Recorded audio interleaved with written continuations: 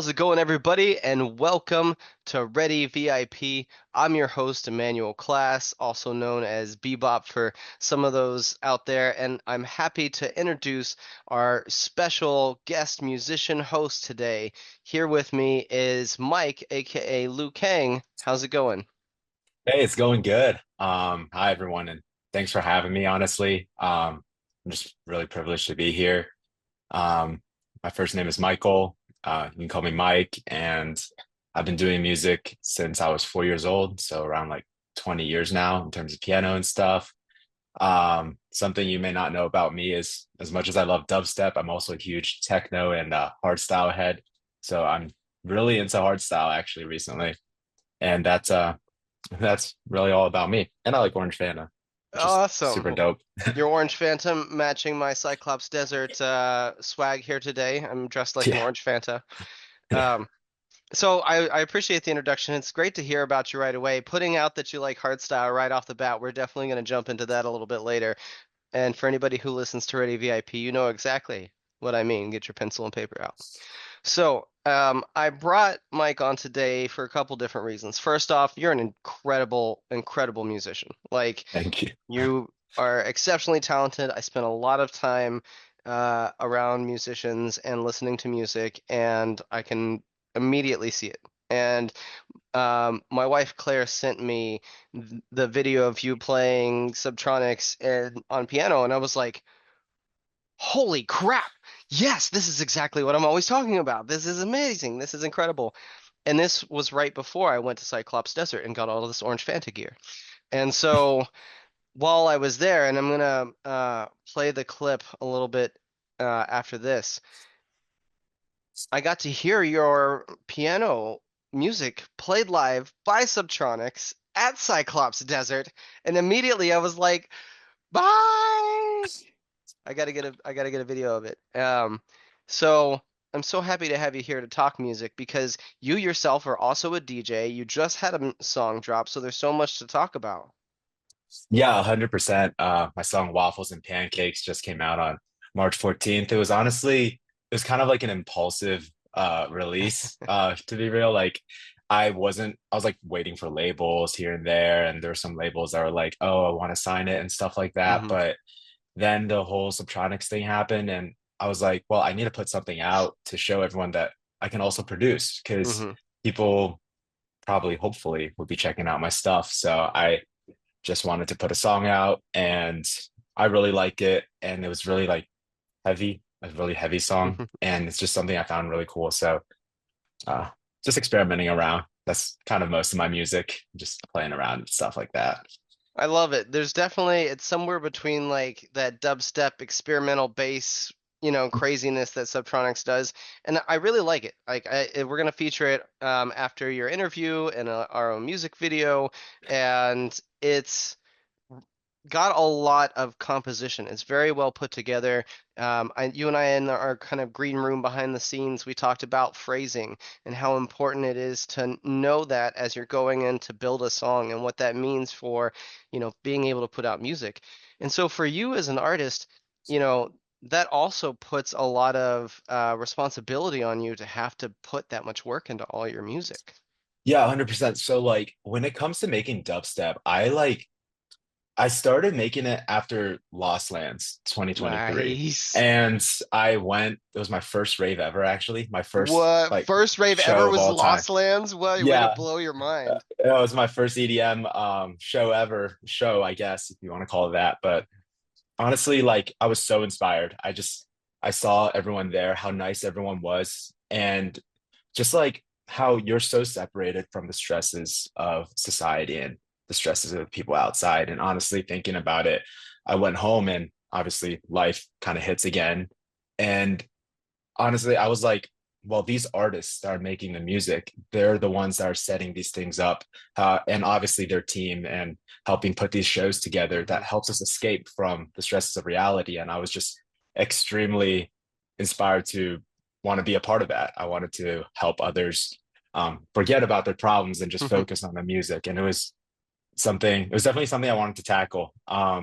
And so I got home, I opened up my dog because I was making beats here and there and doing some techno Hmm. stuff before, but dubstep was always kind of like a monster that I was too scared to tackle. And I just started sitting there and teaching myself and watching Virtual Riot videos actually. So big shout out to Nice. Virtual Riot.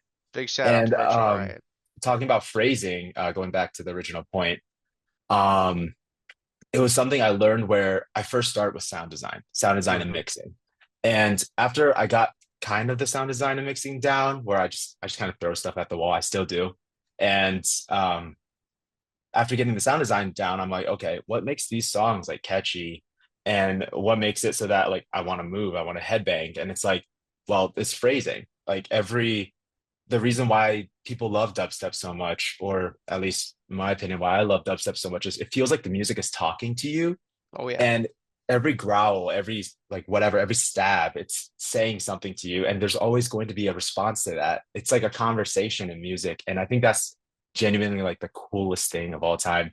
And I mean, I could talk all day about it, but like That's it's why just we something brought I'm you. really We passionate literally about. brought you here to talk all day about it. So just be passionate. There's nothing wrong Thank with you. that. Enjoy it. Share your passion with the world. That's one of the great things about our community is we have a lot of passionate individuals who also want to share their passion with you, and they want to share in your passion. They want to share in the excitement of your art and what you're making. Yeah, 100%. And one of the biggest things that I think in terms of like the community, what it brought out of me is just not caring about acting cool. Like I stopped caring about acting cool, and I just want to be myself now. Like you Mm, see me, I'm talking really fast. That's just me as a person. And obviously, I'm going to say it right now. I'm pretty nervous. It's my first podcast of all time, but it's not like I'm not going to try to put on like a persona or something, because in reality, like people want to connect with you, and I want to connect with others like the real you, you know what I mean? hmm And I think that's Definitely. something that rave culture in the community has really brought out. Definitely. I'll let you know a secret. You're doing great. Thank you. So I think that's one of the great hallmarks of any artist is whenever you ask about them, their first response is, how can I inspire the community? How can I bring people together? How can I touch lives? How can I learn about other people's lives? How can I see it through their perspective? And that is just one of the really powerful things about music. So you gave us a little perspective on your origin story, right? That was your Marvel come up. But how did you go from that to playing piano, EDM, dubstep bars? Yeah, 100%. I last year was a really rough year for me. I Okay. I had just gone through a breakup, and it was a really tough breakup, and also a month after I lost my job. Like I straight up got Okay. fired. And Oh my. uh, yeah, so I was sitting there, and the job was extremely hard. I Mm. was working 14 hours a day at times, and I would get home and immediately start. So I would probably work from like 7 in the morning to like 9 p.m., get home and immediately hop in my DAW and start working on music until like 2, 3 in the morning, and Awesome. then wake up the next morning and do it again. That's something I That's actually never even dedication, spoke. man. Yeah, I mean, and not a lot of people know about that, but I just really wanted it, like really Hmm. bad. And so after I got fired, I was looking for other opportunities, and in between that time, it was like a month or two, I decided to go back to my hometown in Maryland because I just wanted to Awesome. reconnect with some of my childhood friends and chat with them a bit. And one of them was talking about how, like, one of them really likes how I'm DJing and producing. And his name is Ty, actually. Shout out to Ty. Shout out to Ty. Shout out to Ty. Yeah, Ty Cow. He's super cool and super dope guy. I think he does like tech and stuff. Awesome. But I drove there, and for he owns a company, and it's a tech company. It's called Mindgrasp. There's a little plug, but Hmm. Mindgrasp like does social media a lot. Hmm. Essentially, it's an education company that uses AI and helps you study and stuff. But Nice. they do a lot of social media marketing to help push their product and stuff like that. Hmm. And he was like, "Hey, I want to help you out with your DJ thing." He said it's like your dream, right? And I'm like, "Yeah, this is definitely like what I want to do. It's literally why I'm grinding so hard every single day." And he's like, "Well, like I heard you play piano, and honestly, it was great." And to me, honestly, since I've been playing piano for so long, it was always something like I never thought it was that big of a deal, to be honest. Mm. I didn't really, I just like, it just kind of seemed like a cool party trick at times, and I was like, I like playing in my spare time, and it's something I genuinely enjoy doing. And Hmm. he was like, we have to get that on social media. And my initial thought was like, well, sure, why not? Like, it couldn't hurt. And so we went out one night, and I think it was actually the night of Level Up. Level Up played Nice. in Maryland, I think. And I forget which venue. Sorry. I think it was Soundcheck. It was Soundcheck. Level Up played at Soundcheck. And I think when I got back, I was sitting there. Wait, the timelines might not match up. I'm not sure. I'm not sure if it was before Level Up or after Level Up. It just had something. It was That's right. No around the one's gonna time fact Level Up check you, played. brother. You're good. Either way, it was around the time Level Up played at Soundcheck. And um, I was kind of thinking about like Hmm. EDM, dubstep. My friend had a piano. I'm sitting there just playing. I was very, very sad and not Mm. really in the best mood, obviously, just stressing about finding a new job and getting my life together in that sense. And my friend just recorded me and he's like, this is exactly what I'm talking about. Like, this is exactly what we need to post on your TikTok. And I'm like, what do you mean? And he's like, I'm like, it's a crappy video. You're just like filming me. Like, it's not even like I'm playing like into pieces and nothing like too crazy, like on the pianos and It's a stuff. And great song though. yeah, I mean, I love that song so much, right? That's what it's like my go-to song when I'm like Mm. sad or something and I want to just kind of reminisce and think. And so, but he convinced me and I posted it. And what happened was it was like picking up some likes more than my usual TikToks, you know, more than the usual like promoting my song, Hmm. going like ba ba ba and stuff like that. And so I was like, cool, I go to bed and I think I wake up like the next morning and I see that, or it might have been, no, it was the next morning. I'm not too sure. I don't remember too well, Wibbly but wobbly, timey wimey yeah, it's stuff. the time moves so fast. It all moves so quick. But I woke up and Alley Cat commented and said something very true, where like people who don't understand EDM or dubstep, they're just like, oh, it just sounds stupid.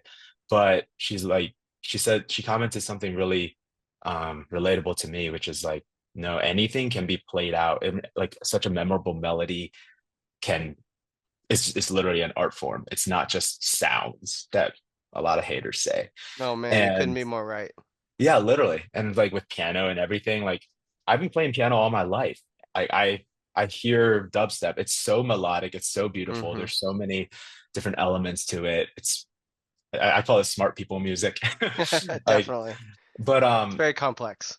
yeah, it's definitely very complex. And Alley Cat reposted it, and I think that's what it got it to the algorithm for Nice. Subtronics to see it. And Subtronics commented too, and I was like, this is so sick. Like, I'm getting the attention of like people I look up to, like this Yeah. whole time, like everyone I looked up to.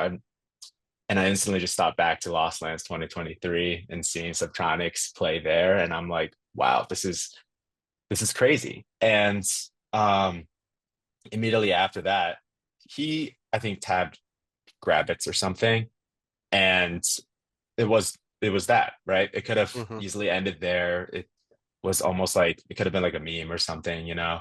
But because I think the original video was like, yeah, my roommate like was playing this all night or something like that. Hmm. So he didn't even know it was me.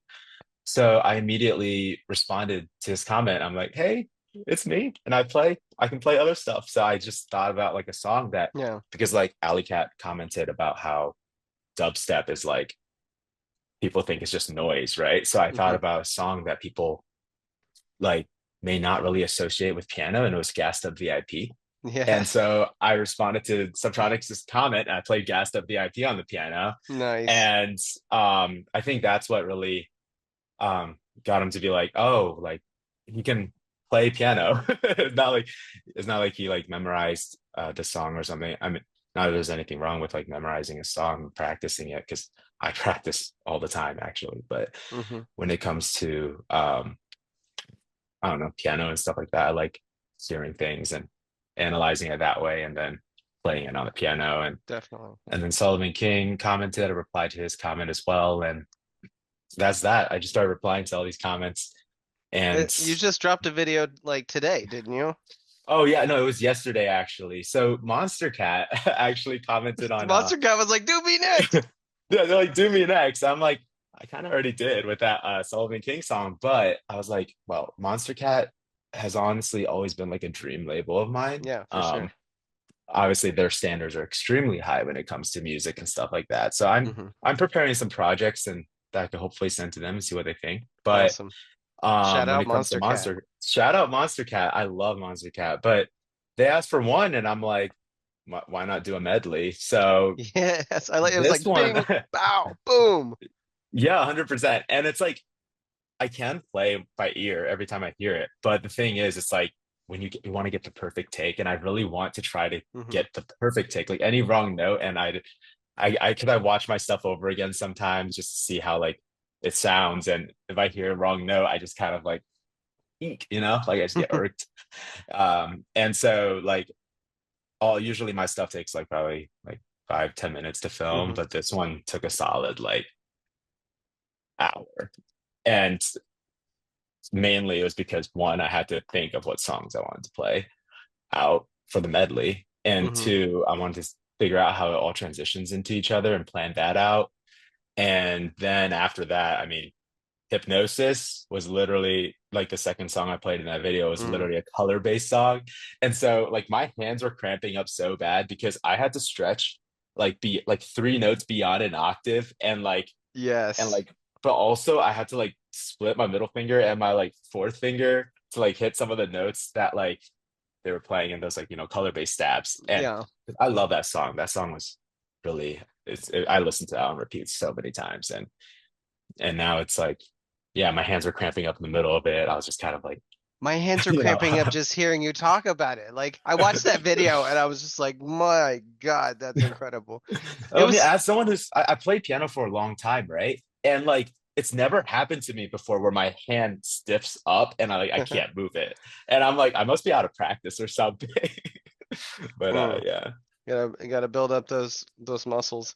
So I go to Cyclops Desert, right? And they play Yeah. your song. We're gonna cut away in just a second here so that everybody else can hear Subtronics play your music. It was a moment, man. So like he gets up on top of the stacks and he lights a cigarette and he sits down and he just has this moment with the audience where we're all listening to piano and he's smoking and they put him up on the big screen so everybody, all 150,000 people or whatever, can see him. Yeah. And there's just a chill hush over the entire audience, right? And we're all kind of in awe. And then after, because it goes from your piano into the song and he gives you the shout out and the whole crowd just explodes. And I've been to a lot of events. One of the hardest things about being a headliner, especially with so many great openers like that, where it's like Mersive and HeadX opening for you on day one, like the crowd is smoked.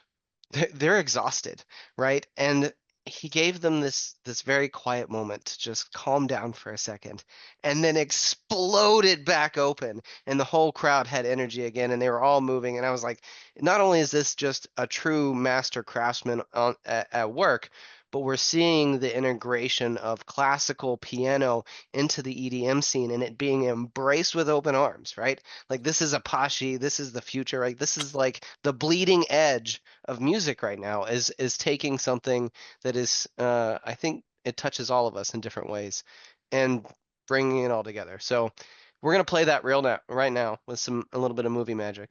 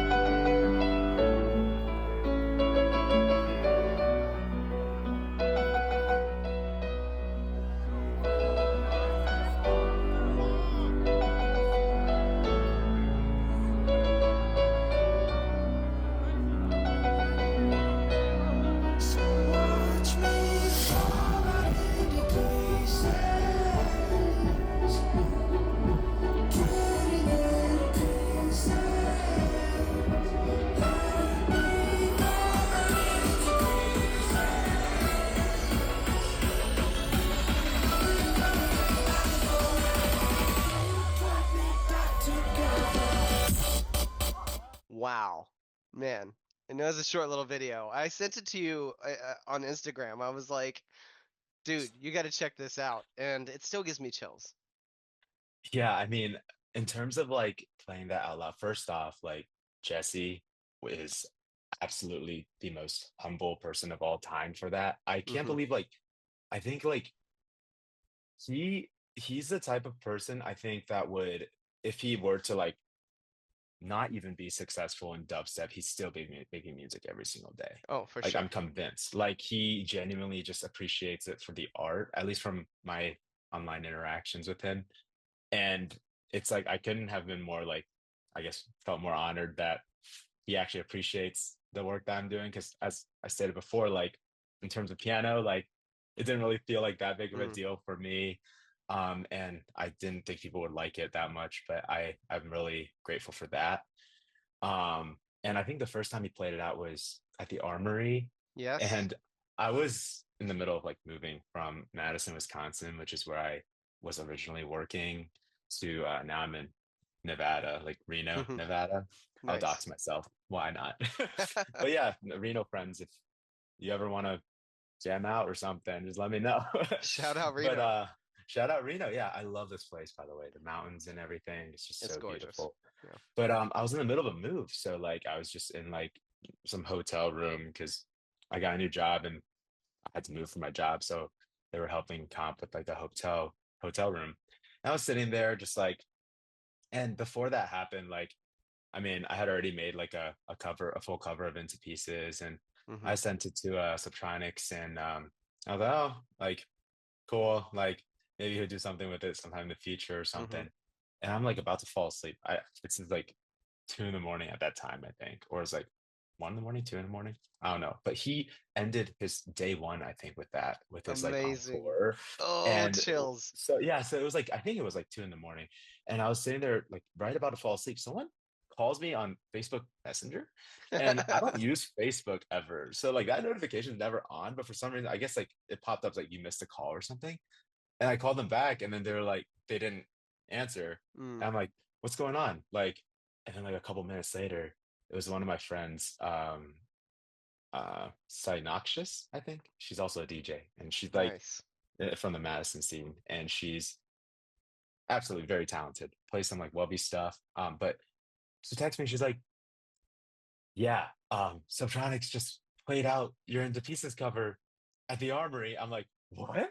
And I'm like, give me a video, give me a video. And like the funny thing is like the video was like too long and like we were Hmm. trying to figure out how like to get it sent and stuff like that. I'm like trying to download it, but like the signal wasn't good. And I'm trying to send and once I finally got it, I like look at it and I'm like, whoa, like I think I was like, I teared up a little bit for sure. I was like, wow, I never, first off, like, I think it was only like a day or two ago, or it might have been oh, like, it was in the span of like around like a week or less than a week Mm. that I had sent like Subtronics and stuff, which was, I'm like, oh, it's probably gonna be like, yeah, a couple months down the line or whatever. And I did not expect him to be so fast with it. Like, that man is That dude gets talented. work. He's like, he just goes to work, gets inspired by something. And I honestly, really appreciate people in the industry who are like that, like DJs in the industry, big or small, who just they just love the art itself, where they see something like I think he sees something that excites him and he's like, oh, this is cool. And then he just,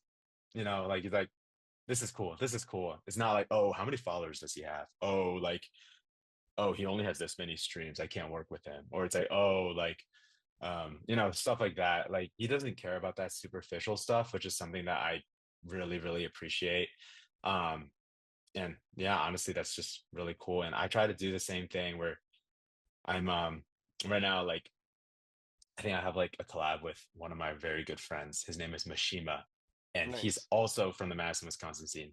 He's like 19 years old, extremely talented producer. And I mean, like, I don't care how many followers he has. Like, obviously is doesn't have a crazy amount of followers, but I didn't care about that because I'm like, this guy, like, he can produce, and I really respect the work he does, and it's just what I want to work on with him. So that's honestly what really, yeah, I try to keep that same humbleness and mindset. And honestly, the more attention and eyes get brought to me, like it's just like the more like I'm like like I'm just like the less.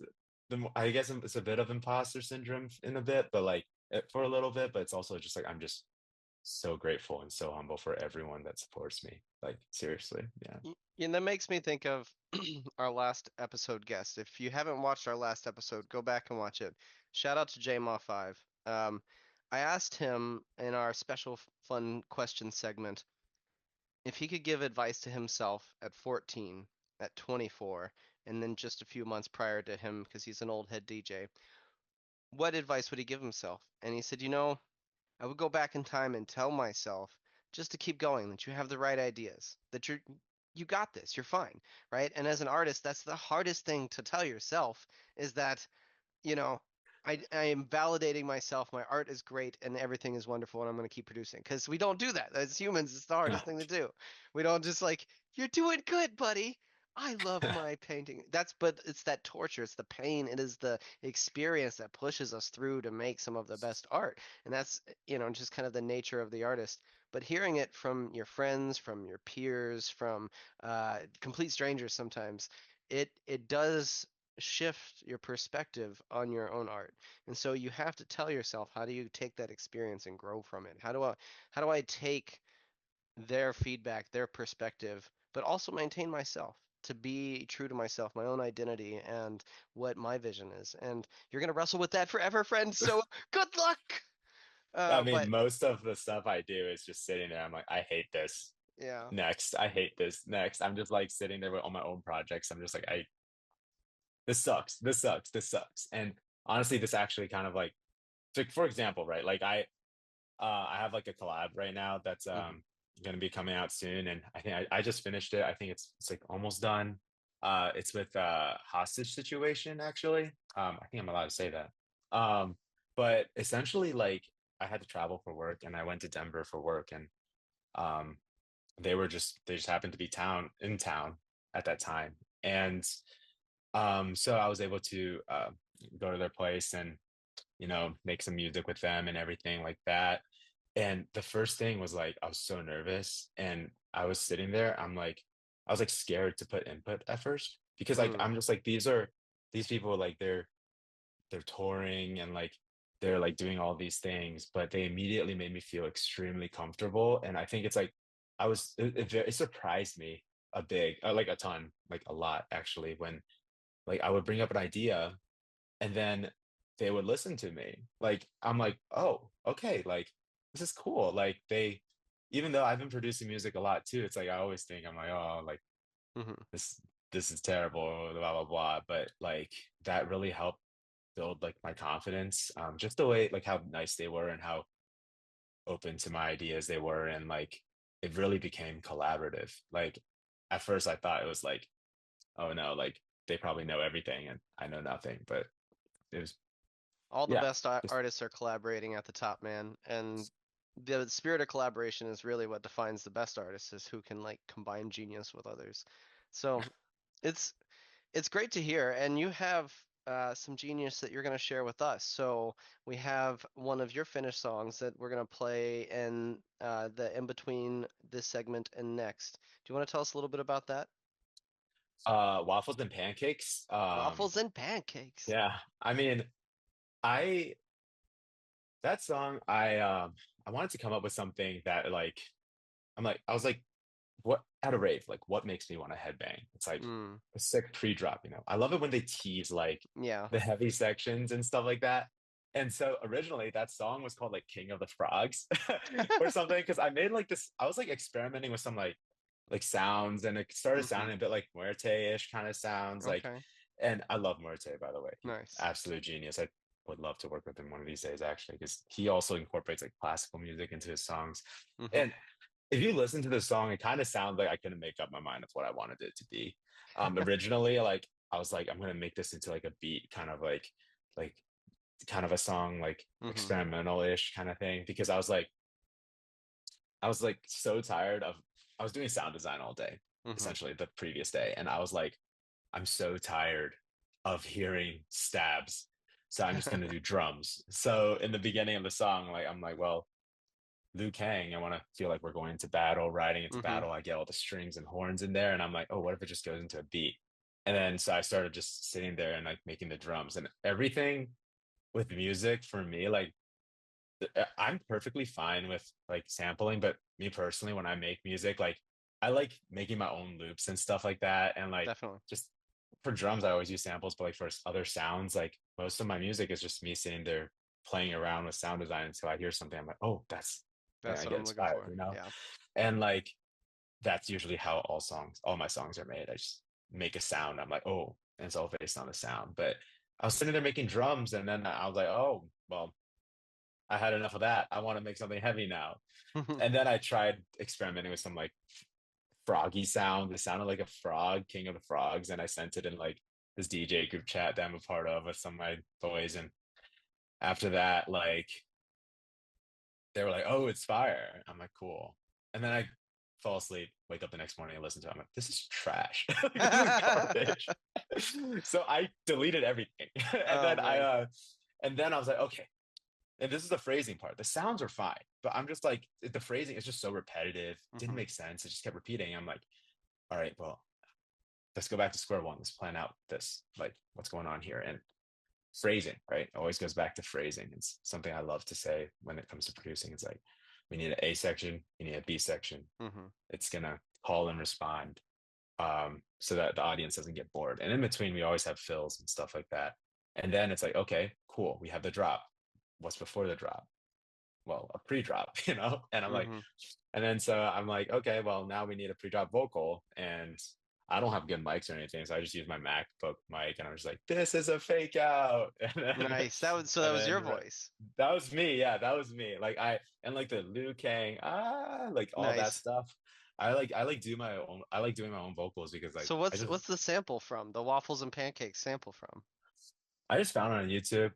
I didn't know what to name the song and I posted like some I think I posted like a clip of it and I was like, what should I name this song? And one of my friends, like childhood friends, actually commented and he was like, name it Waffles and Pancakes. I'm like, sure, why not? And then so I'm just like, all right, well, I need to think of waffles and pancakes and stuff. And I found that funny argument. I think it's between three dudes, like just arguing about which one's better. And I'm like, got to throw that in there. And Amazing. then originally the last drop of that song was supposed to be like this weird, like dark, like kick heavy, like Hmm. um experimental kind of thing, like with like a little bit like a Hamdi bass on top. But I deleted all that too. and, The and music you'll never hear, audience. no, actually, I'm saving that for another song. Nice. I made something cool. It just didn't fit, and Hmm. I was like, well, I was in a meme mood, and I'm like, I'm just gonna try to throw as many memes as possible in my in the last drop of the song. Nice. So that's what I did. And I'll for wake up me, tomorrow, there'll still be waffles, there'll still be pancakes, there'll still be yeah, I French know it's semi toast. French toast. It's like, yeah, there will be. It doesn't really matter. It's I a think cute it message. is a cute message. It's not that deep. Like drama, why? You know, Yeah, why do no, people have beef? I don't know. Just love each other and just definitely. live life. Um, No, like I mean, visuals is something that I'll always respect so much. And it's literally because like when I was a kid, like I liked to draw, but I sucked at it. Um and like I remember seeing like like this documentary that like my school was showing me, I think, in elementary school, and was some guy like drawing a Mickey Mouse and then flipping through and then like it was like moving. And I was like, this is super cool. But it's like you had to draw every single one of those. Like seriously, that's crazy. And then it was just always something that I just never got. I don't think I have like a good eye for things like colors. And I mean, my mm, favorite color is purple, but that's really it. yeah, Like it's I mine don't, too. but yeah, of course, but it's like knowing what goes well together and what looks good and what doesn't. It's just like, I don't think I have too crazy of an eye for that. It It's all just went to like my piano, ears, man. It's hopefully. practice. You Yeah. know, it took me a decade of doing visuals to get good at it. It took me a lifetime of art to understand composition. So it doesn't come automatically. Visuals are great, and we're going to get to that video here in just a minute. But before we do, as promised, I always like to have some fun, silly questions that we ask. And I never tell the guest what they are beforehand because I want to keep you on your toes. I want it to be genuine answers. Look, out there in a world full of AI and, fake accounts and fake news and fake everything, right? We are Yeah. 100% real, genuine here on Ready VIP. All the artists are real, all the music is real, all the art you see is it's all real. So, bringing you on here, we got to talk about your music. We got to talk about some of the crossover that you've done, and you have a lot of awesome things on the horizon. But if you could collab with any five artists, what would your top five collabs be? Um, um, That's why I give you no, five, just so it's hard, man. Three? I don't even know that I could do a three without offending somebody. that's crazy. I mean, obviously Subtronics. One, I mean, bing. Wooly for Definitely, sure. bing. Grabbits. I love what he's doing with his rock and stuff like Definitely. that. Um, I'm not gonna lie though, in terms of like something I've always dreamed of, someone I've always dreamed of collabing, Sub-Zero Project.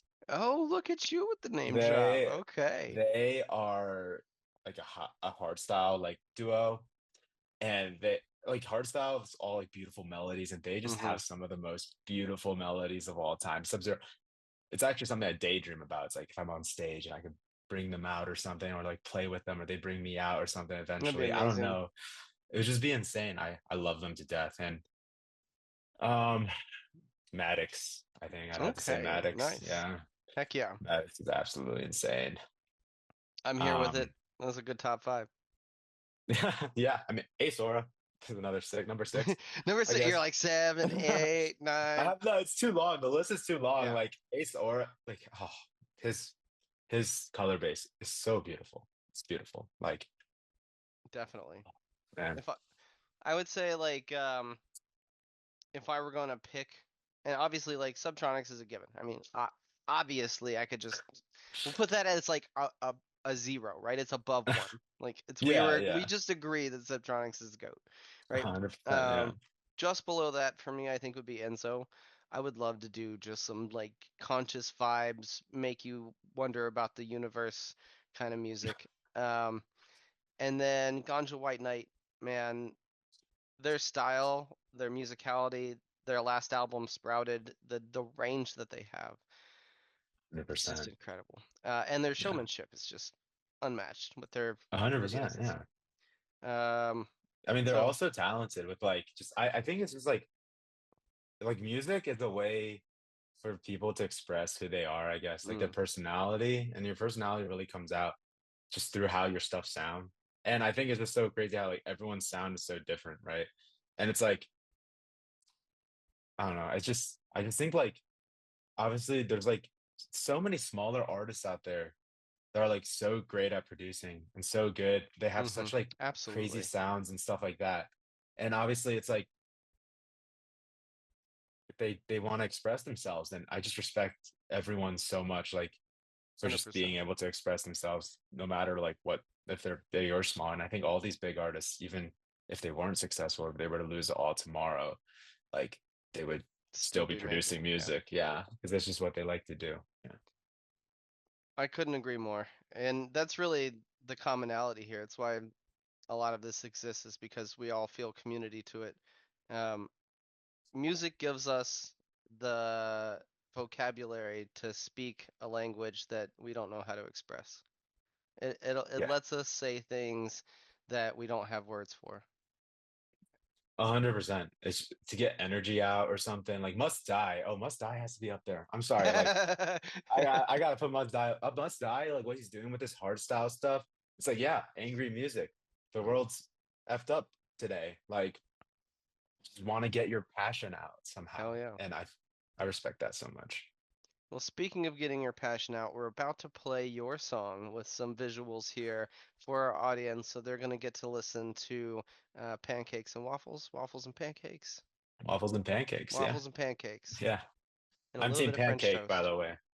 Your team Team pancake? pancake all the Uh, way. It soaks up all the syrup. Like, just makes a perfect like breakfast. when you dropped the song, I shared that in my Insta stories, and I gave people the option pancakes, waffles, or French toast. And I'll let you Mhm. know, pancakes was by far the number one choice. It was like a Exactly. windmill slam. Most people chose pancakes. I think it's because I said I'm team pancakes that so many people are saying I'm team waffle. Mm. they're just trying to be controversial. We got one team waffle on my vote. We only had one uh, team waffle, the lonely waffler. But don't count out French toast. So French toast came in a oh pretty no. close Mm-mm. second, and it Mm-mm. elevated, right? It's elevated. I can't do French toast. Like, isn't French What? toast where you put it in eggs and then you Yeah. cook it? What you I put can't. it? Yeah, and milk. Yeah, like I'm not a French toast guy. Definitely not. I Uh, I tried it. I didn't like it. I remember it was freshman year of college. I did not like it. the secret is brioche bread, man. I'm telling you, my wife put me onto this recently. I was doing French bread for a long time, too much air, too many pockets. And we're Yeah. gonna leave your mouth watering with the thought of some delicious pancakes, waffles, and French toast. As you say, would you like to roll the music? Yeah, roll the music. Let's roll the music. Nailed it. My bad. I'm so bad at this stuff. I have so much anxiety. I'm sorry. Like No, it's okay. me We're as an still artist, rolling. yeah. I'm actually, I Yeah, think that was don't like worry. a pseudo outro. Like you get halfway, you get up to the ledge, you're ready to jump, you get in, you go to dive and you Yeah. stop yourself. You're like, the water looks cold. It's okay. Yeah. We're gonna do this again. We're gonna shake it Okay. off. Audience, Yeah.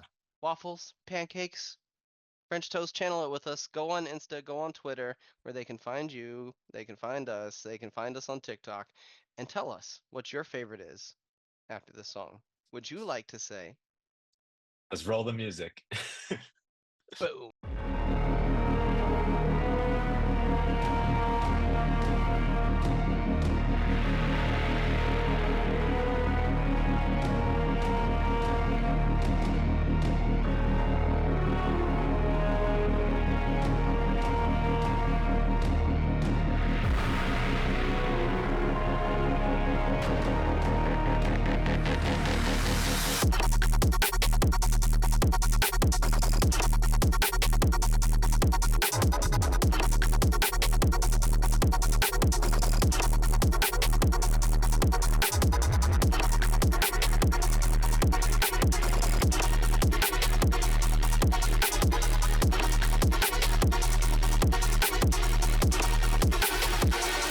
I care so much. You went on a fucking 3-minute tangent about how much you care. Tomorrow we'll wake up. There'll still be waffles. There'll still be pancakes. There'll still be French toast. And I care too much.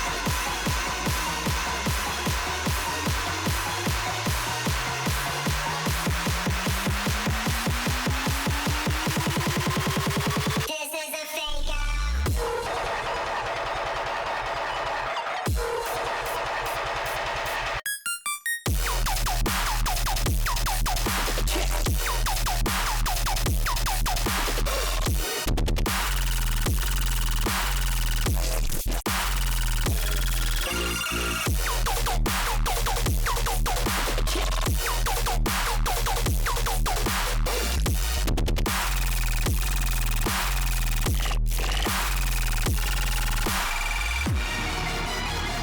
Listen, in this given moment, I have not had fresh toast enough to put it above pancakes and waffles. Listen, you're stupid, you son.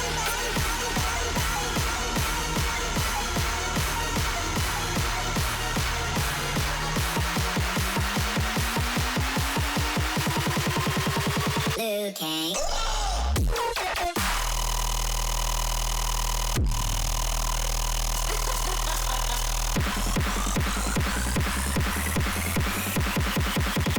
Liu Kang.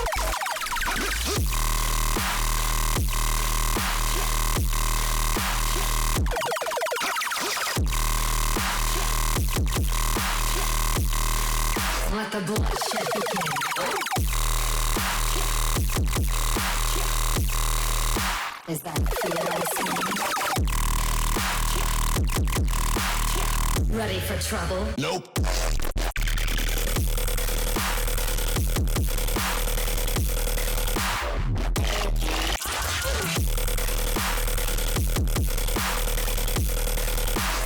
Let's dance.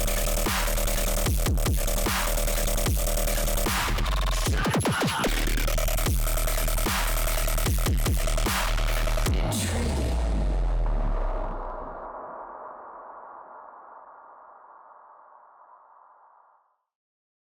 it going, everybody? And welcome back.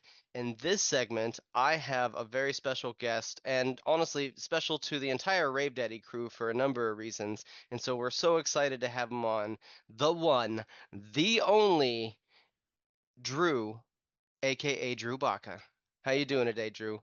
I'm good, boss. How are you, man? I'm good, and it would have been totally fine for you to answer with the Definitely, I like that. You know what? That's how I'm gonna respond to that. It's my name now. if at any point during this interview you don't know the answer to the question, you just sound off with a nice loud Drew Baca and we'll know exactly what's going on. Nailed it. All Um, right.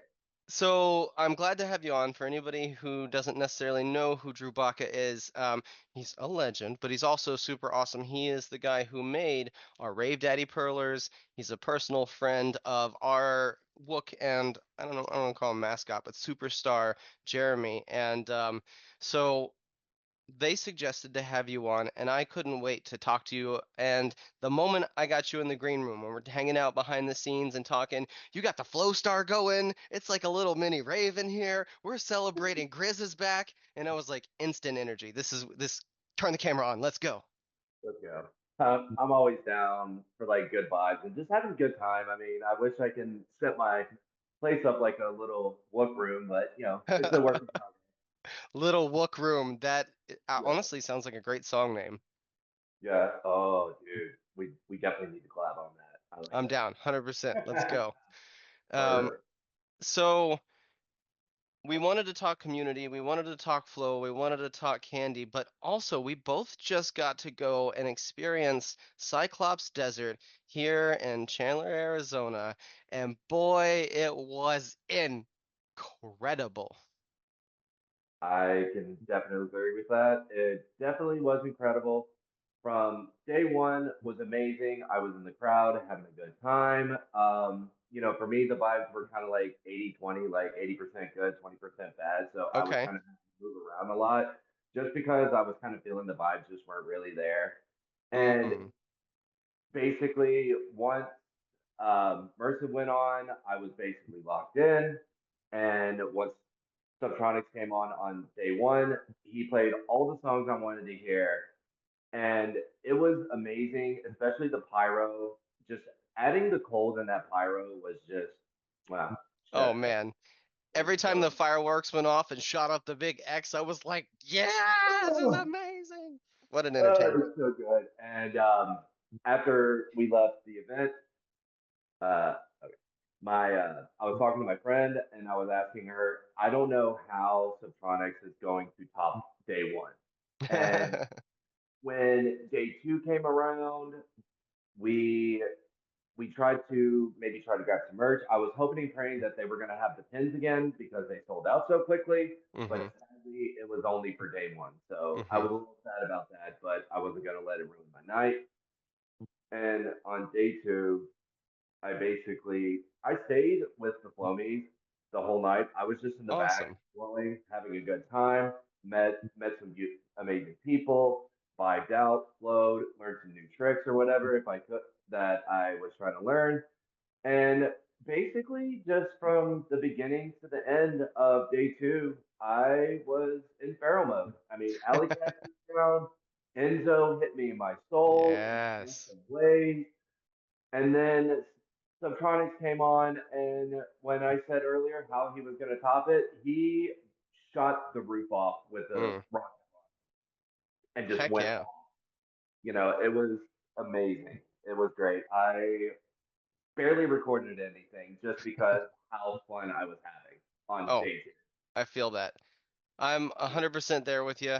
Um, there are very few things like a Subtronics show where it is all just Subtronics. And the guy puts on an incredible ensemble of artists for you to enjoy the entire time. Day one is always hard because, it being on a Friday means, you got to get off work and then everybody's got to get ready and you got to get to the spot. And it rained. The weather wasn't necessarily favorable all day. People were like, is it going to cancel? Is it going indoors? And us, veteran ravers, right? We were like, I will brave the mud. I will fight the crowds. I will show up. So we'll be there knee deep. It doesn't matter. But I totally understand not wanting to show up in a rave fairy outfit and white Hello Kitty boots and being like, I'm gonna get this shit dirty. Like it might not be worth the cost of the ticket because the cost of the outfit was more. That is Um, very true. and so, Um, go, go ahead, well, man. I'm just gonna say that like we both managed to make it. We braved. And how was the mud for you? It wasn't as bad as I thought it'd be. I mean, like what you were saying, a lot of people were like, "Oh my God, are they going to cancel? Are they going to cancel?"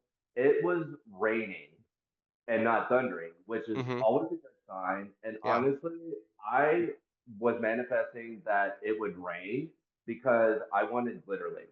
And I know that Mm. sounds so, but it was great. I mean, just everything, the grass was, and ironically, it was so cool. It was kind of funny because the grass was soft enough that Mm-hmm. on day two, when I was doing my feral activities, I, right when what was, I forgot which part it was, but the beat dropped so hard, I basically just falcon punched the ground so hard it put a dent in the ground, but it didn't hurt my hand. Amazing. When the bass drops and you superhero pose immediately. I basically did a superhero landing pose. Nice. Yeah, Yeah. so I know you have to have various like old shoes kicking around to go to raves, right? Like I have several different pair of shoes for in different colors where I'm like, oh, now you retire to rave shoes, right? But then there's a subcategory below rave shoes where you're like, you're going mudding, right? Like you're my like we're just gonna smash it. I have some Nikes I have taken hiking and all over the place, but they clean up okay for a picture in the dark in the mud. You can't tell, but they're done. That was their last mission. I, we're gonna retire you now, Nikes. You did the thing, and I'm so proud of you for doing it. They didn't even make it a day two because there was quite a bit of mud, but it was only in certain spots, like there were patches and stuff. But I waited in line for half of the first day because I wanted to get the jersey and the pashmina because this is sweet. It It also says is. Chadler on it, apparently. It doesn't say Chandler. There's two A's. It says Chadler. Oh, Chandler. dude, Anybody in the Rave family no, groups? dude, that's pretty dope, actually. I think it's I was, hilarious. yeah, I wasn't fortunate enough to get it. I was thinking about getting the jersey and then how much it was for me and just financials and stuff like Oh, that. I I was totally like, get it. you know what? I'm just gonna rock my anti-fractal jersey and my levity fit that I bought Nice. because Alley Cat was going to be there on day Heck two. yeah. I figured why not? So I was levity all out and just again just going full wook mode. But Alley Cat Levity. oh my gosh, so good. They go And together like peanut butter and jelly too. they're like salt of the ocean. So Man, good. so yeah, I ended up waiting in line all the way. I had to sacrifice seeing HeadX, but I saw him like from the line. You're like, okay, well, at least I have a good view. I can listen to it, right? And it wasn't bad to get you through the line, but they should have had more merchants, man. That was not enough. Like for that crowd, like well, half of the crowd is standing in the merch line. That is a lot of the crowd in the merch line. And we waited a lot, but made it in time for Mersive and Jeremy, shout out Wook, and Skyly and Faith are like Rave family. We're holding it down at the rail because they straight fail mode, wow, right to the rail as soon as they got there. And we had to like dip, duck, dodge, dive, and dodgeball our way through to the front.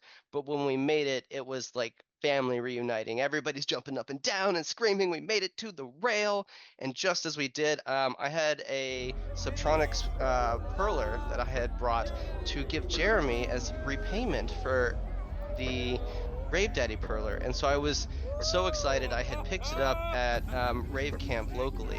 And when we did the level up merch sign, and I'll show some pictures here, where the pictures just popped in. And so I see Jeremy and I have this little mushroom light, right? And it's how we find our family. And so I hold it up. Jeremy sees the light. He calls me and I'm like, I come through the crowd.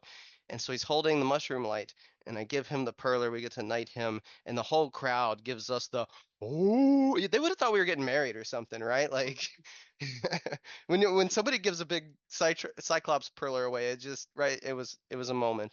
So shout out Jeremy for that, for the moment, and then Mersive comes on and just instant chills, right?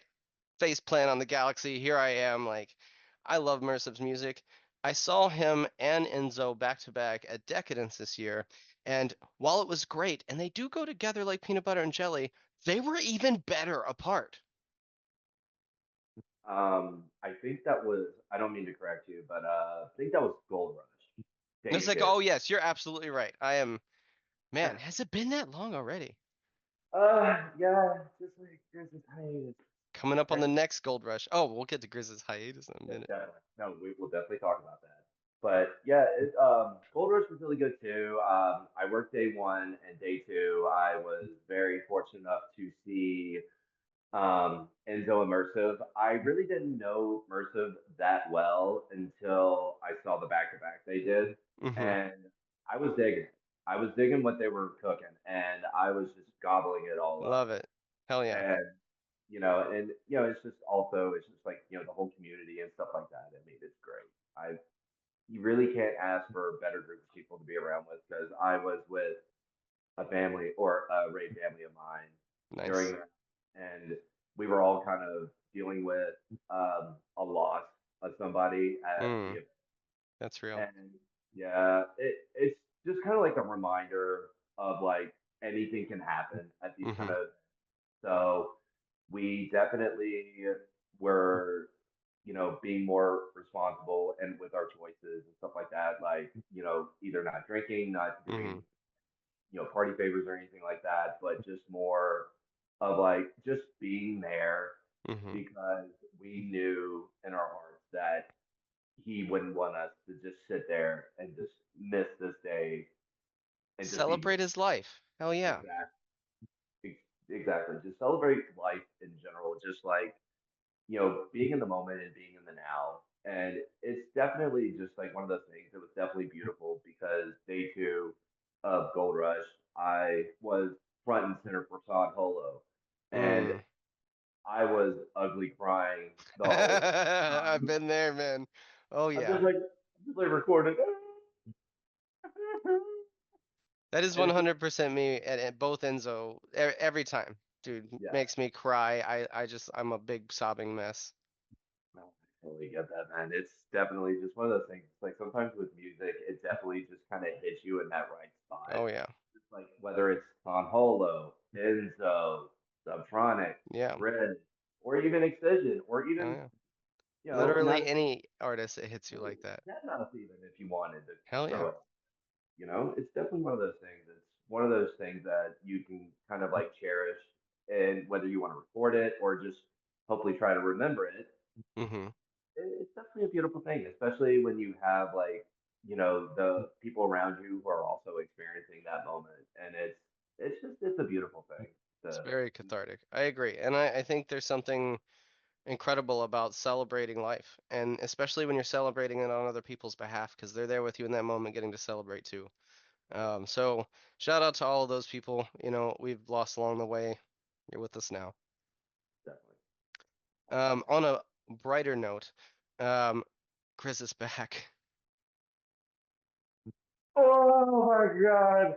Oh, sorry, I had to do it. That was it. That was it. Oh man, it was so unreal to hear that he was back. I could not believe that he posted that video on a random Tuesday and That's so Chris.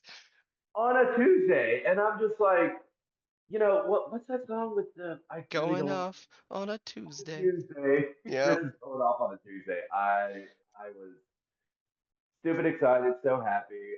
Emotions were everywhere. I was laughing, I was crying, I was happy, I was screaming. My neighbors even came over and were like, yo, are you okay in there? I'm like, Chris is back. And they just kind of looked at me like, okay, and you have a good day. I'm like, you as well. It's okay if you And don't understand. it's It's okay. I just it's had to okay. let it out. Yeah. It's just like, and just going to work, just jamming out to like saxo rhythm and, Hmm. airplane mode and just, listening to his golden hour set again. And, it's just like you just driving. and you're just like headbanging, having a good time, and someone looks at you just like kind of all weird and concerned. Mm-hmm. And I'm like rolling down the window just like you. It's like, Chris is back. And they're like, okay, good for you, I guess. I don't know who that is. I But, know, man. But people who do, they definitely get it. You know, oh, it didn't really sink in at first. So like when I saw the announcement, it's like that's really cool. I'll finally, I'll get to see Grizz. And then the Seven Stars announcement came out, and I was like, that's really cool. It's also really far away from Arizona, and the tickets sold out like instantaneously. So, Grizz is kind of back. But then Grizz drops a 4-song EP, and I had the same reaction. I blast some filthy rhythm and stuff on the way to work. 8 a.m. I am just whomping my way to work. And so I was like, okay. I played the new Subtronic song because it came out the same day, right? What a Music Friday that was. And we get to lock in. And I was like, man, what a great way to start the day. I was like, okay. Now I'm gonna spin the Grizz album. I've kind of waited for this. When you have something really tasty in the fridge, you're just waiting to eat. And you open the package slowly. You even sniff it a little bit. You're like, oh my gosh, I or can't okay, wait. The first bite, is gonna just like give you that kind of feeling, right? That was the Grizz album for me. I opened the plastic. I made sure the volume was adjusted perfectly. I tested another song first. I was like, is this the best volume for Grizz's song? It has to be perfect. And I hit play. And I am in awe. I'm elated. I'm in tears. I am clapping. I am excited. I park at work and I had to film it. I literally was like, put the camera on. I need to talk to somebody. Literally, it's 8 a.m. No one's gonna talk to me but myself. And so camera's on and I'm just like, Chris is back, man. And I posted. My mom watched it. She's like, are you okay? Should I send help? And I'm like, I understand not everybody's going to understand. But for those who do, we are celebrating across the world in unison together. Grizz is back. it is. What an episode. Just, And just like what you were talking about, like, just patiently waiting, just waiting for that moment. It's like whenever I make like white chicken chili at my house, I usually make it in the morning and then I just put it in the crock pot and just let it cook, slowly cook all day while I'm at work. And then just being excited to go home and smelling it oh, yeah. and then just slowly opening it and just like you said, just taking that bite and just like everything's gonna be okay. This album is definitely crockpot chicken. Oh my god, it is so delicious. It's probably been one of the best crock-pot chickens I ever had in my life, without a It's doubt. What a great year for music, too. Like, we got Sprouted from Ganja White Night just like not even a month ago. And so my playlist is just like, crank it all, spin it all. It is definitely what plays at Hmm. Super Bowl kind of thing, right? Oh, yeah. With And all the so like Flux Pavilion, Dr. P that has been dropping. They like drop single after single right now, and I'm just waiting for the next. Talk about a peanut butter and jelly combo. oh my god, that's like peanut butter and jelly with bananas kind of thing going on. It's insane. We could go over all the amazing artists. I could go on forever, but there is more coming in the future. So we have Phoenix Lights ahead in like just a few weeks. Um, are you going? Are you working? Are you flowing? Um, I was hoping to work the event because after this lovely seven stars announcement, yeah, it I will admit it definitely kind of put me in a financial bind. Mm. So it kind of sucks, but I always tell people whenever I'm bummed out or they're bummed out about like not going to a show because of whatever reason, it's like there's usually next year Oh yeah, or always. there's always another show.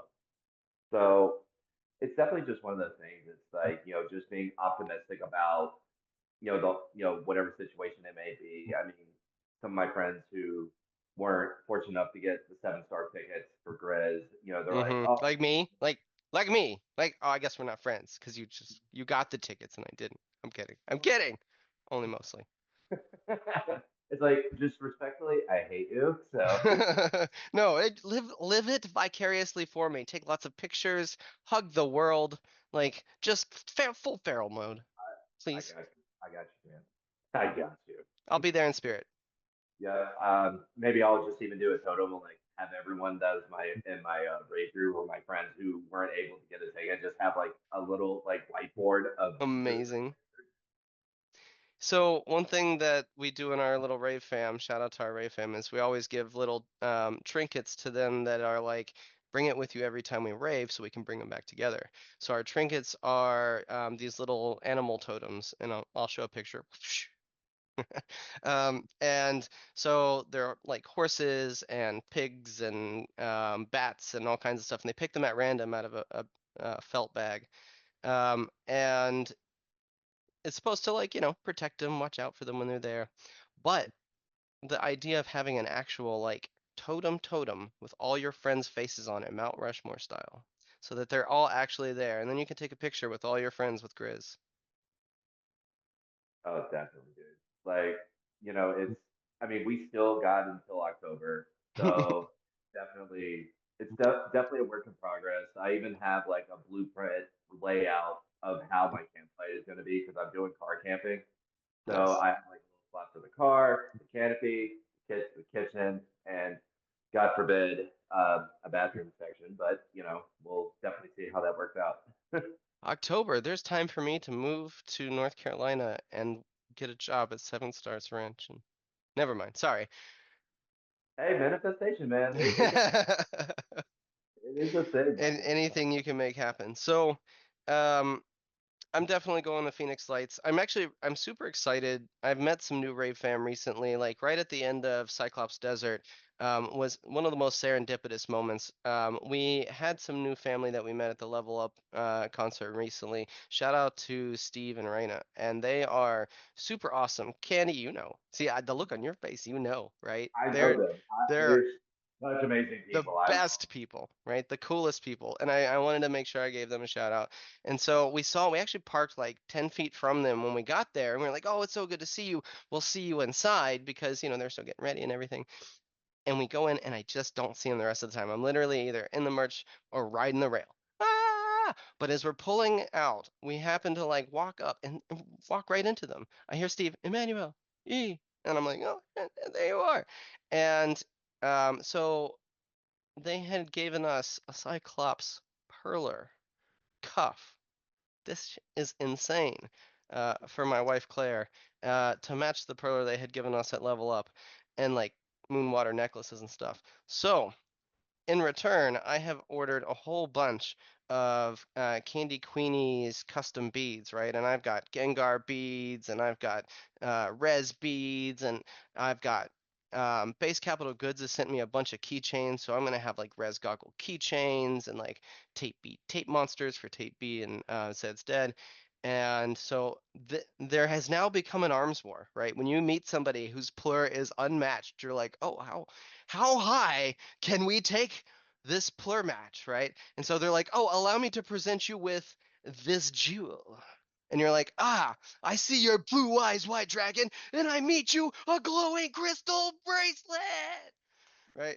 And them. so I love it because it gives you things to look forward to. And as an adult, right, we just kind of get to live to be a kid again for a minute and have fun and make friends in the best way. Like, what other adult friends are you like, I made a friendship bracelet for them and we became besties, right? It doesn't happen outside of this community usually.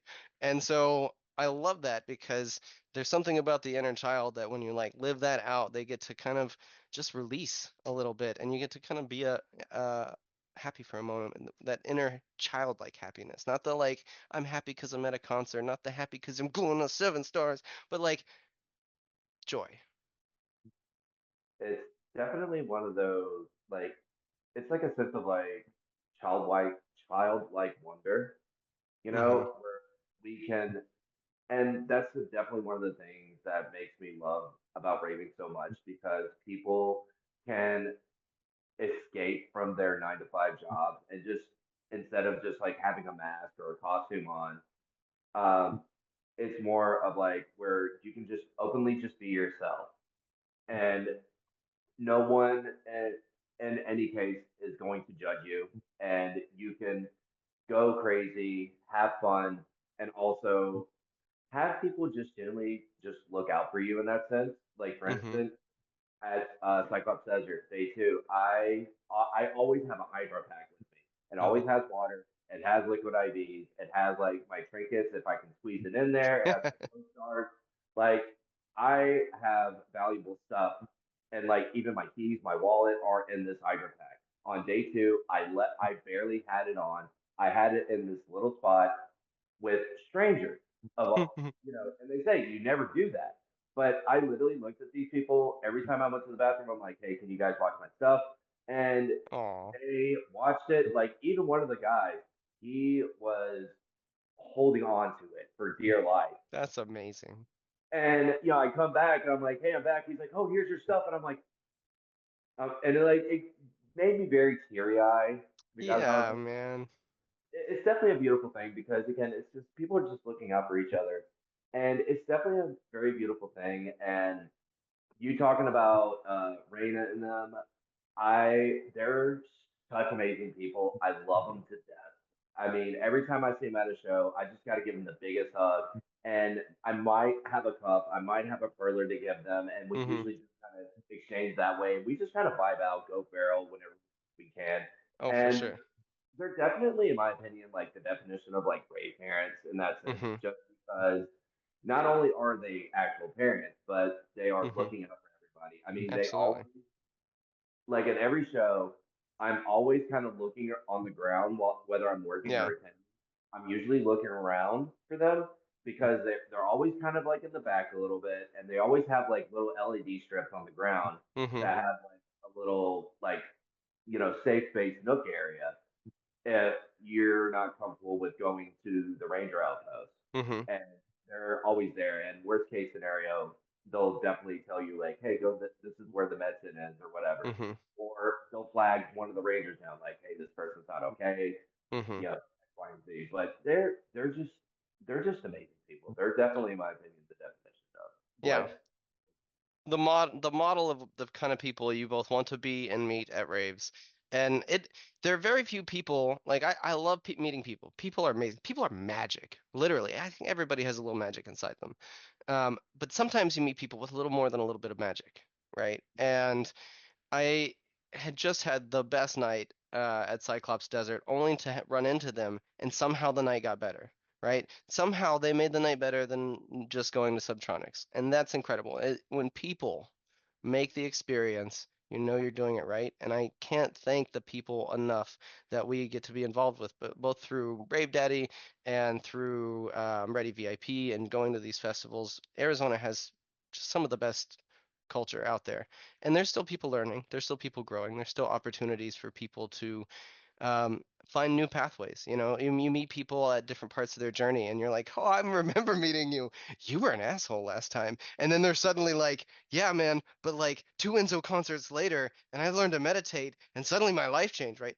People will go through a lot, and between trauma dumping and meeting people and going through like the life experience of letting go at these events, and it does change you. One thing I would love to get into is once you get involved in it more, it becomes a community. And then when you get involved in the community and you meet people, right, it becomes a family. And that's really what it kind of builds into.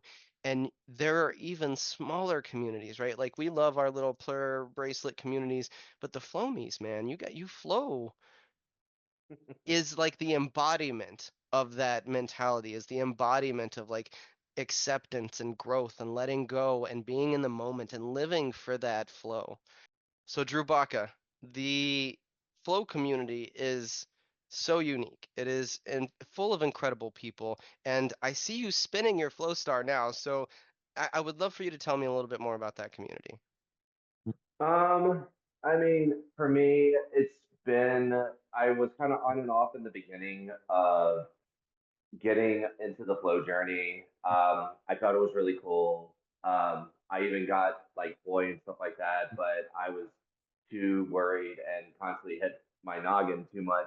So I had to find like another one. So I was going to a show, and I always was very fascinated with the Flow Star, just because like its fabric, it just looked very fluid, especially the people that I saw on social media doing it.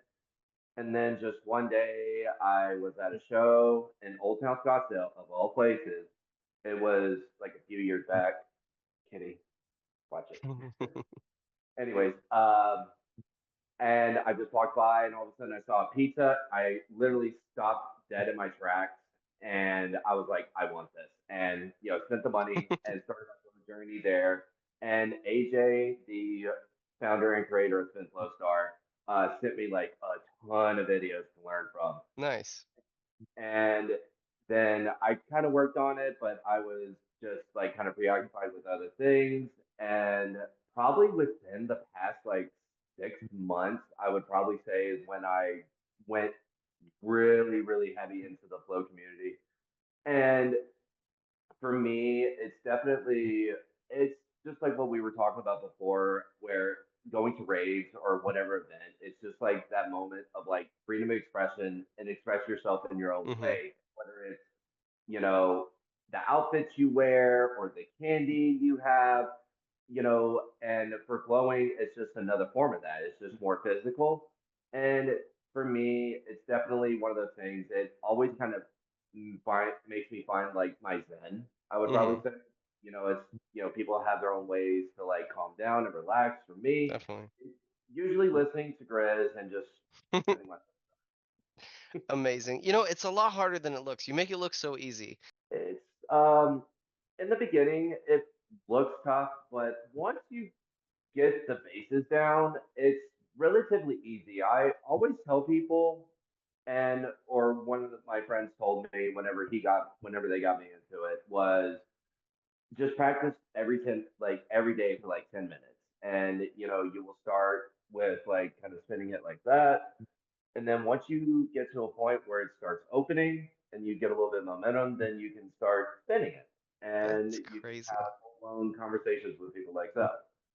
And then once you get there, you can start learning like the figure eight, the reverse figure eight, like or the rollover, stuff like that. I was, That's I was trying to be awesome. cool, but didn't catch it.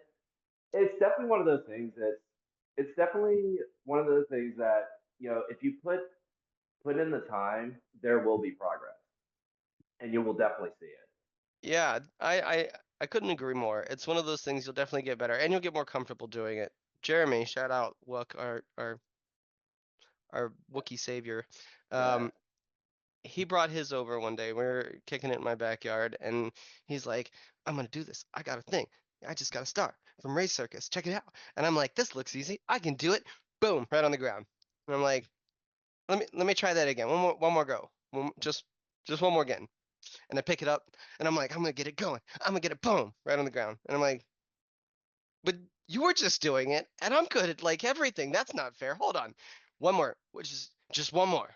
I swear, I'm gonna get it this time." Boom, on the ground. I was like, okay, there are some things in life you connect to naturally, right? I was a glow stick kid. I'm gonna get out there, I'll do my liquid, I'm gonna feel it, right? I'll dance. But that shit's harder than it looks.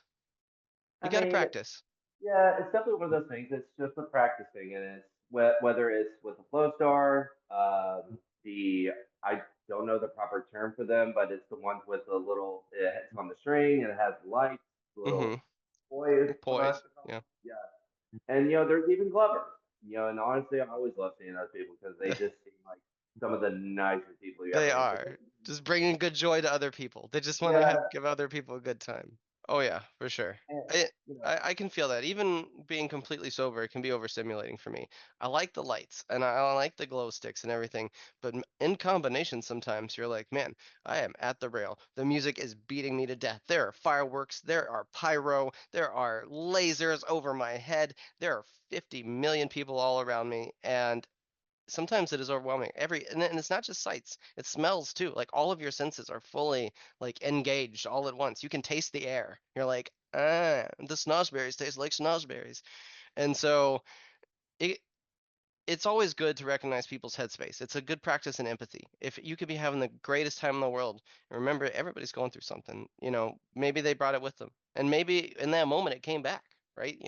You met somebody, you had a moment with them and lost it, or maybe you had a great time and are remembering that and you're somewhere else. But it's always good to like ask people, hey, can I do a thing for you? I do a lot of rune readings, and the I there have been people who have told me no, no, I don't feel comfortable with that, and I'm okay, totally cool with that. That's your space. I respect that. Um, but ask. That's all. Yeah, it's definitely just one of those things, and Consent is king. yeah, it's just like one of the R's in Fleur, respect. It's Exactly. just respecting your surroundings, respect the people around you. I mean, and yes, you were talking about like, some people are in different headspaces. Sometimes, whenever I do my ranger job, people will come in and like I've seen like couples arguing on the way Mm, into the event, and like my first initial thought is like, dude, you're coming to a rave. Like, why would you want to bring that kind of negativity in here? mm-hmm. But at the end of the day, we don't know what's going on.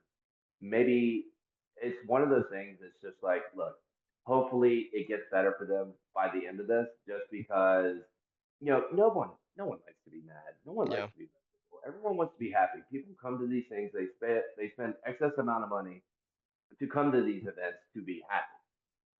And and seeing those couples and stuff like that, or whoever, it's just like the best thing to do is just try to make them as comfortable as possible, and Mm-hmm. hopefully by the end of it all, they are happy, they're content, and they make it home safely.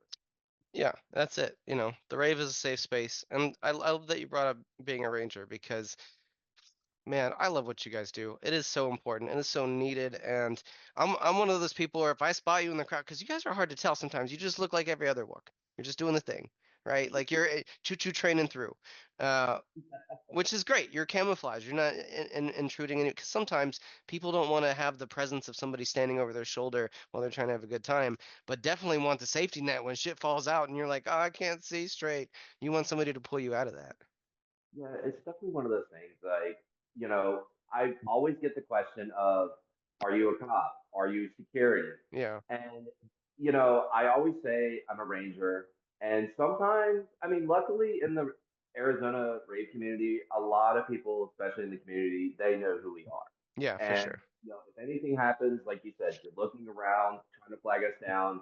And, ironically, that's how I met Wookdad was an incident, and it's definitely just one of those things. Like, for our goal into going into these events, whether it's 1 day or 2 days or even 3 days, it's one of the things. Like at the end of the day, our job is to make sure that you are safe. Hmm. You make it home safely. I mean, the amount of times I've seen people saying like who are completely over the influence of alcohol and like on the verge of getting alcohol poisoning and stuff like that. Like we want to make sure that you are safe. And I've had someone saying like, "Oh, I'm just going to drive." I'm like, "The hell you are."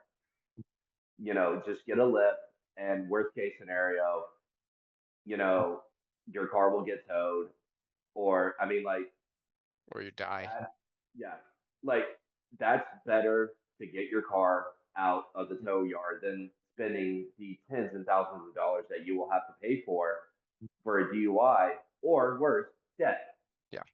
Yeah. It's definitely just one of those things. And and I will say, like, probably the only downside with rangering is probably just we kind of like not kind of, but like sometimes we get like people at their worst, Hmm. because like they like drink too much or they're just rolling too hard and stuff like that. But again, it's one of the things that it's our job to make sure that they're safe. Yeah, definitely. And it's definitely very helpful that like a lot of people do know that we are there. Hmm. We are there to help. Because sometimes some people will look at us and be like, "Who are you? And why are you talking to my girlfriend that's puking in a trash can?" Yeah. And we explain to them, and usually majority of the time they're like, "Oh, okay." And then I'm like, "You want some water?" And they're like, "Oh, yes." It's like the best feeling ever. Definitely. I But think it's one of the things that Arizona gets right for the most part, and I want other places to model it. And in general, as a society, we need to like have these safe spaces because I grew up in a place where the parties were rampant and wild and in warehouses and cornfields and there was no safety net. There was no med tents. There were no rangers. You died, you died, right? And some people really wanted to go back to that. But like as an adult, I certainly like, even if it's not for myself, the safety of others. To know that like if something goes down, they're going to be taken care of. And it's not necessarily directly my responsibility to get them there.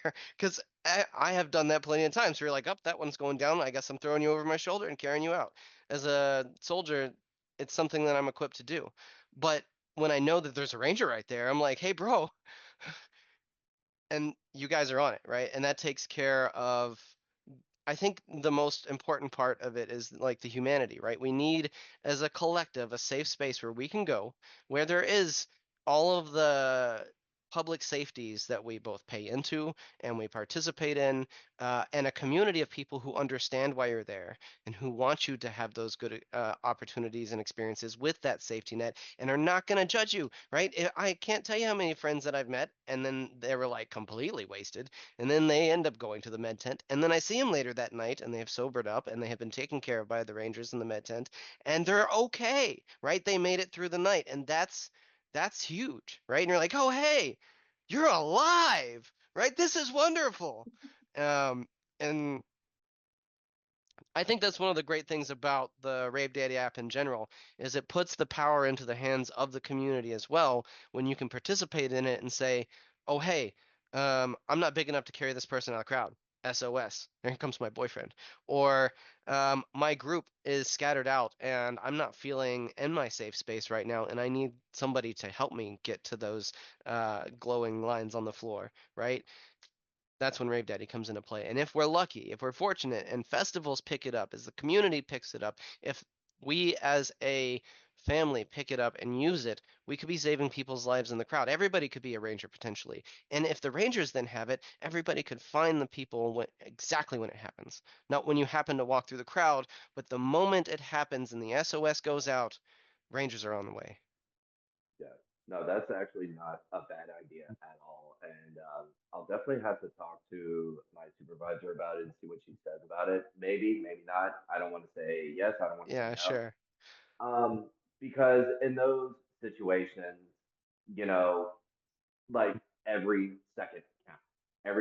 It's very important because God forbid someone's at an event and they're like having a seizure or worst case scenario, they're ODing. I mean, Yeah. luckily there are people out there, not just as rangers, but just like ravers in general, veterans. I would Carrying probably, Arcan. yeah, they carry Narcan. Yes. I have to always on me at all times. And it's definitely just one of those things. It's like having health insurance.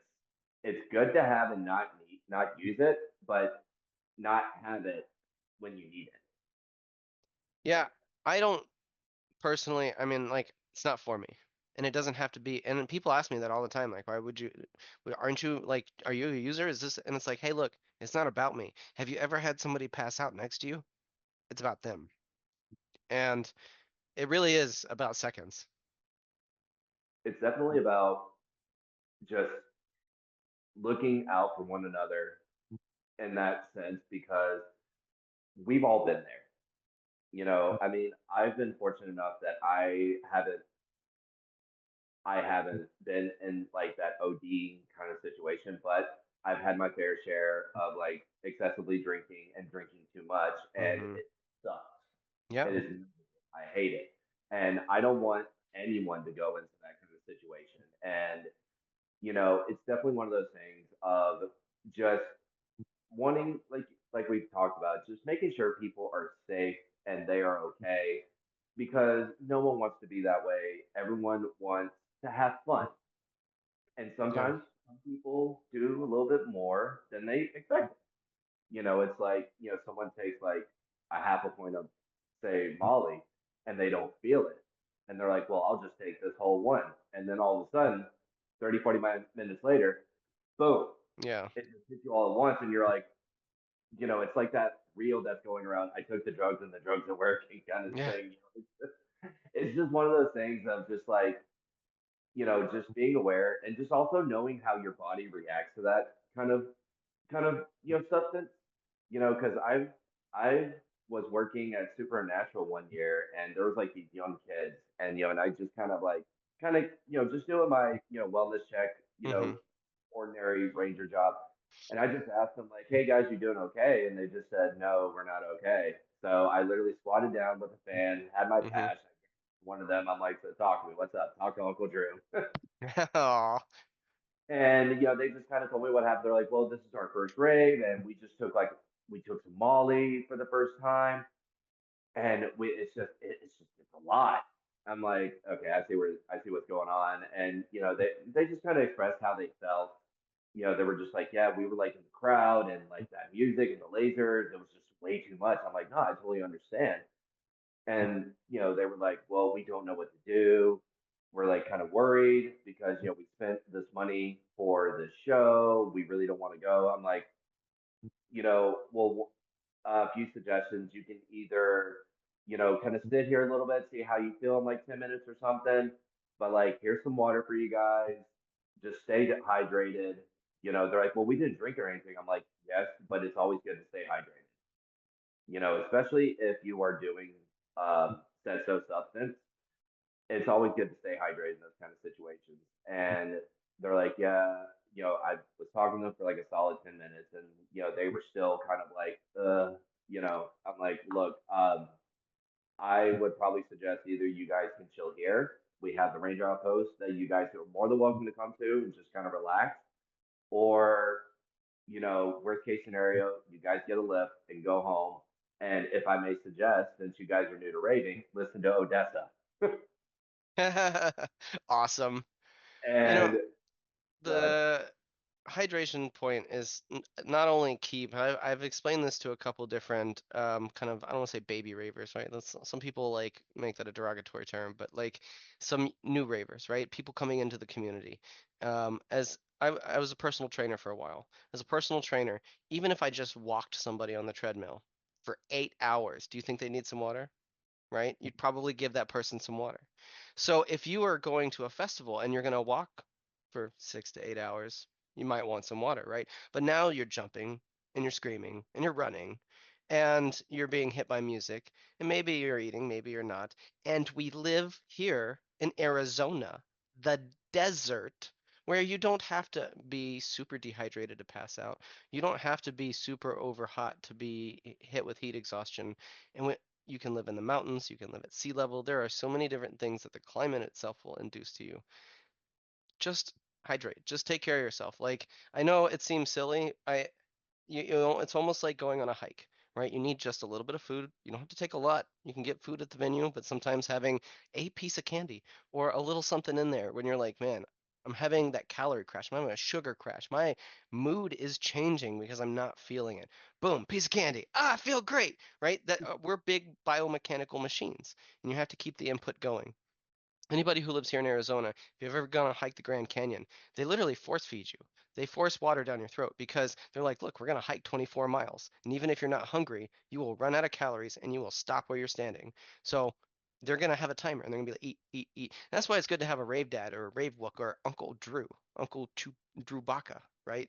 Is because they're the ones with the water. They're the ones with the candy. Find those rave daddies when you go out if you don't have them. Find that rave family because there's always one in every Wookiee way that's going to take care of you. And prepare yourself. But if you're not, just look around. Look for the guy with the beard and the totem necklaces and stuff, the flow stars. That guy's got it, right? He's 100% packing candy. And it's so funny because I usually have like this little ritual before every show. In the morning or the day before, I usually like to have like spaghetti or pasta, just like high Mm-hmm. calorie stuff like that. And usually in the morning, I usually make like a breakfast burrito, usually something high in fat, just to Mm-hmm. make sure I have that energy to go into the festivals or concerts to make sure like, okay, I'm gonna make it through this. And Definitely. and some one of my friends that I took, she was like, "Oh, I'm not hungry." I'm like, "Look, just eat this. Trust me, you're gonna feel great. You're not gonna be like sore." And honestly, that's another thing for usually for veteran ravers is to stretch. Yeah. I stretch every day. I stretch in the morning, and then even before the shows, I get a nice stretch in because again, like you said, you're gonna be walking around for many many hours. You're gonna be on your feet, and I mean, and just staying warm and making sure like you're drinking water or you're getting food in because nothing worse than getting the wolf flu after a show. Yeah. Oh man, have I been there? I got straight strep throat and freaking pneumonia after a couple of these things. Like the Wook flu is real and it will take you down. And so we'll end this kind of as a parting shot here, because I think you and I could hang out forever. We could record. This might be a whole episode unto itself, just you and I hanging out, right? The whole 24-hour session. This is, and then that's the best part of the community and the culture is just meeting people. And we literally just met today, and we could just talk for hours. So some of my favorite tips were actually given to me as a teenager, because back in the day, a lot of the ravers were doing things very naturally, and it was like you were very preventative because there were no safety nets. Like when I'm talking about you're going to a cornfield, like the closest hospital's like several hours away, you dying, right? So the veteran ravers that brought me in were like, all right, tip number one, bananas, C1000s, right? You want lots of vitamin C to fight off all the germs are going to be around, and the potassium's going to help you not be sore. It's going to fill you up. It's going to give you lots of energy. And I literally would see them back when there was like no security. They would take bananas with them in their packs to the raves, and they would force feed people bananas who were like rolling on the ground. They're like, I can't see anymore, and they're like, eat a banana, and you're like, bro, calm down with the banana. But it is literally just one of the best things you can do if you're going to have a long, high energy day and you don't want to be sore after. Eat them bananas. I'm also a big fan of like supplements. I love all the mushroom supplements and fish oils and stuff. If you're gonna go and like open your brain to the galaxy and listen to music and have cymatics happen to you at a cellular level, why not treat your brain good before you do that? And it might improve your mood. You might have a really good experience. And in general, it's not a bad practice to say, if I'm going to do a thing to my brain, maybe I should be nice to it every once in a while. And so those were tips that they gave me as a teenager. Now as an adult, I'm like, it is my turn to pass on the secret knowledge of bananas and fish oil, right? But whatever it is, just make sure you're taking care of yourself. That's all we ask for as a community, as rave dads, as rangers, as friends, as family, right? Is just take care of yourself, please. Subtronics begs everybody to take care of each other and to, be nice to each other. And here we just ask you to take care of yourself. Yep. Just like, we're just piggybacking on what he said. Just, That's it. love each other, take care of yourself, stay hydrated, and be nice. And get home safe. You as well. Like, it's just like, I'm just like, every time he says that, I'm just like, Thank you. I know. I saw my first experience with Subtronics was seeing them at Decadence 23 as day one headliner. It was like Steve Aoki, John Summit, I think Jaws, and Subtronics. For me, for Decadence, first time seeing Subtronics was, I think, the year prior to that. And I think it was whenever they first started going into the raceway. Mm-hmm. And I nearly broke my ankle trying to get to his stage, trying to get to the stage because right when we got through security, he was about to go on, and I'm like, telling my friends like, dude, get your water filled, get your stuff, let's go, go. So That end of the night message is awesome. I'm gonna play that. I don't know if I have permission to or not, but I'm gonna play that. I have a clip of it from Cyclops Desert. And I would like to ask you, and I normally ask our guest if they'd like to say roll the music, but now you can say roll the clip, or maybe you have something different for us today. yeah, I think I have something. Blow the clip, baby. Boom. Like, I just want to, even if I help one fucking person, Anyway, drink some fucking water, eat some fucking food, please, for the love of God, be nice to each other, and if you are remotely fucked up, get a sober person to take you home safely. And once you get there, smoke as much weed as you fucking can, please. Arizona, I love you so fucking much. I hope to see you again tomorrow night. Please get home safe. I love you and I'll see you later. Thank you.